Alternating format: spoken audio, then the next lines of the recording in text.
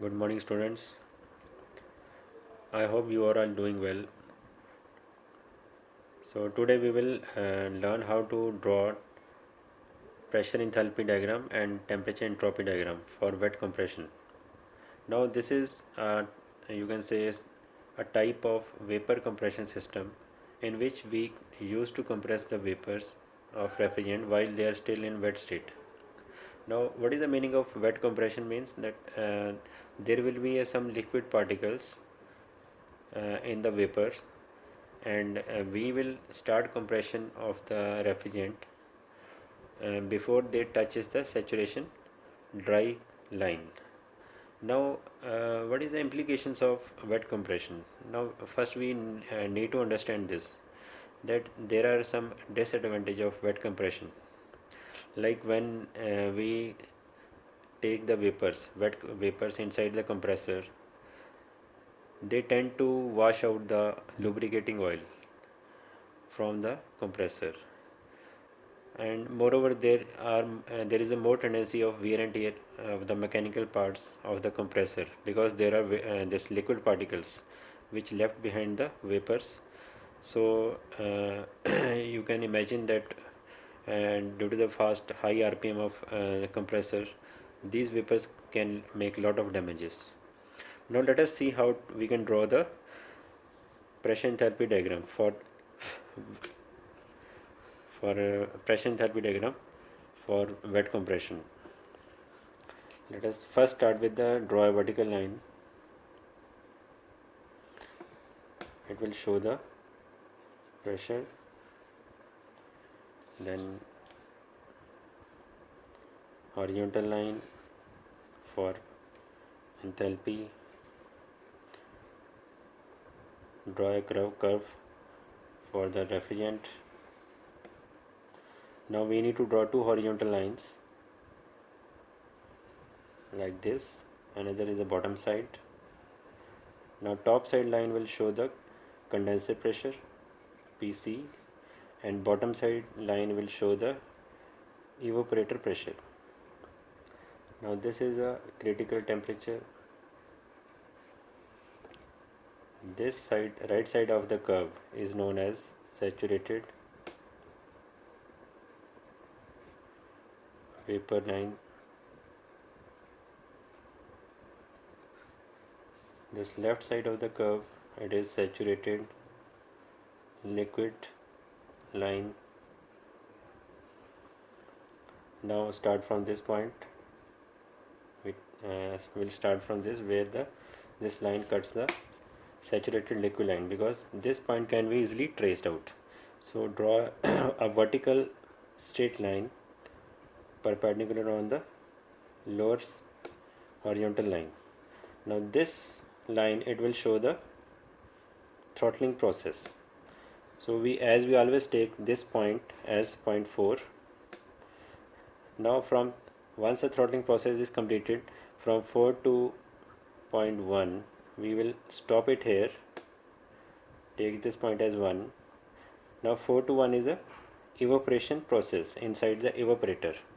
Now 4 to 1, we will not touch the saturated vapor line, because as per definition this is a wet compression, and we have to take the vapors into the compressor when they are still wet. So we will start from here and draw a inclined line which will just touch the saturated vapor curve. Now for 1 to, this is 1 to 2, 1 to 2, it will show the compression work. Now we assume that after the compression, all the vapors, wet vapors, will become just dry saturated vapors. So again from 2 to, this is point 3, 2 to 3, this is condensation, this is condenser work, condensation, this is work input, this is expansion, throttling process, this is evaporation, that is RE. So now we have done our pressure enthalpy diagram. Now let us trace out the enthalpies at various points. extend the various lines. Extend this line 3 to 4 vertical line, extend line 1, extend line 2. Now this is our ordinates. So from here to here, this is equal to h3 or h4, because both are equal. From here to here,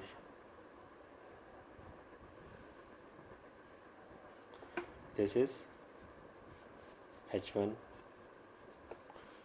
Again from here to here, this is h2.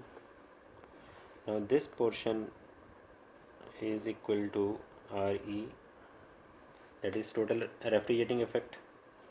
This portion, as you can see, this is equal to total work done, that is happen inside the compressor. So this is work. So now we have traced out the enthalpies at various points. Now these will help us to calculate the coefficient of performance. Now let us highlight this curve.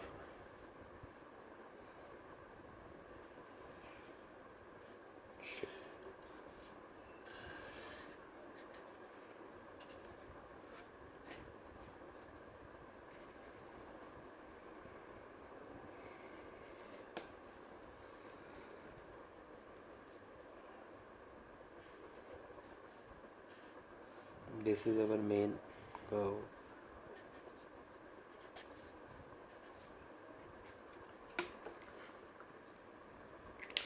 Now let us draw temperature entropy diagram for the wet compression.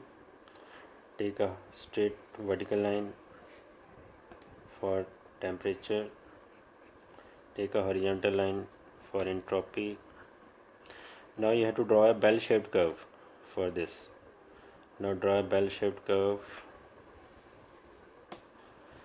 Now from here again we will take two horizontal lines. One is the bottom side line. It will start like this. Another line for the condenser pressure. So again start from point 3. Take a vertical, this not a curve but a curve from point 3 to point 4. It will be a curve over here. Now from 4 to point 1, it will go up to saturation curve. No, 4 to 1 is not touch the saturation curve, but it will start from here. Before the vapors becomes dry saturated, we will take them into the compressor. So this will be we had vertical line from here. So here you can see 1.1 to 2.2. This is compressor work. 2 to 3 is condensation inside the condenser. So heat rejected over here. Now 3 to 4 is expansion process. It is a curve. 4 to 1 is evaporation process. So heat is added during this process. Heat addition. So S1 is equal to S2. This is S4. This is S3. So this is temperature entropy diagram.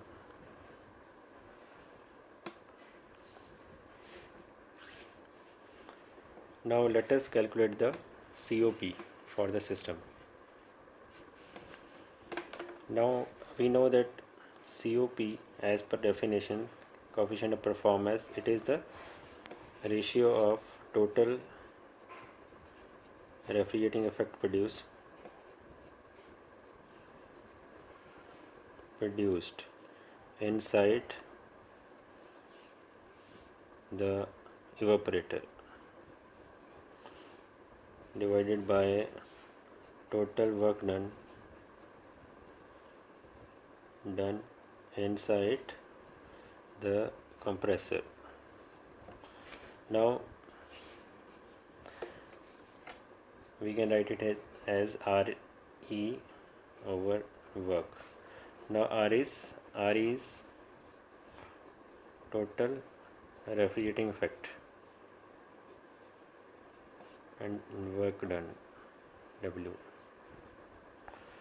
Now we have RE is equal to, now you can see over here RE is equal to H1 minus H4, H1 minus H4. Now we can also rewrite this equation as H1 minus H3 because it will be more relevant. H1 minus H3 because H3 is more easy to locate on the curve. As you can see, 3 is lying over here on the saturated liquid line, so it is easy to trace the point 3 as compared to point 4. So we will take the modified equation, this H1 minus H3. Similarly, for work done, we have W is equal to H2 minus H1. So H2, total enthalpy at point 2 minus enthalpy at point 1, H2 minus H1. So substitute these values over here. We have H1 minus H3 over H2 minus H1. Therefore COP for wet compression is H1 minus H3 over H2 minus H1. So this is our final results for the wet compression.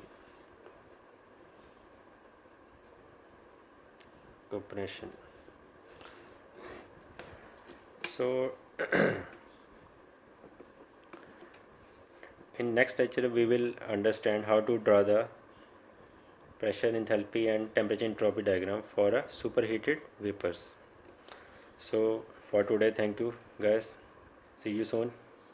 Take care of yourself. Bye.